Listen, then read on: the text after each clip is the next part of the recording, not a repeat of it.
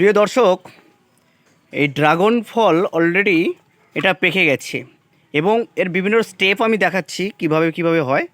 এইটা দেখছেন, এটা হচ্ছে পাকার আগের স্টেপে, মানে এটাকে ফুল থেকে ফলে পরিণত হওয়ার পরে এটা কিছুটা হয়। এবং আমি এর আগের স্টেপ দেখাই কিভাবে এর ফুলটা হয়। একদম ছোট্ট ফুল, এইরকম কুঁড়ির থেকে এইভাবে এটা হচ্ছে। এইবার এই কুঁড়ির পরে থেকে পরের স্টেপ হচ্ছে একটু বড় হয়েছে, এইটা বড়। এবং ড্রাগন গাছগুলো এইরকম একটা টায়ার দিয়ে বাঁধার পরে এরকম সব ঝুলিয়ে দিতে হবে। যত ঝোলানো যাবে তত এর এর ফলের গ্রোথটা বেশি হবে। এবং এইরকম হওয়ার পরে এই পাকার এই মিডিয়াম ক্যাটাগরি হওয়ার পরে এইরকম ভাব পেকে যাবে এবং পাকার পরে এইরকম অদ্ভুত একটা মিষ্টি গোলাপি কালার এসে যাবে।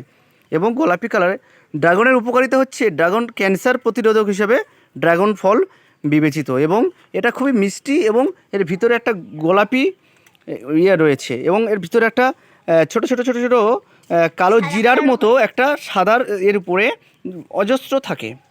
এবং এটাকে জাস্ট অগ্রভাগগুলো এরকমভাবে কেটে দিতে হবে। এই যে ওই দেখছেন, এই কেটে দেওয়ার ফলে এই ফুলটা এসছে, এইরকমভাবে এগুলোকে রাখতে হবে।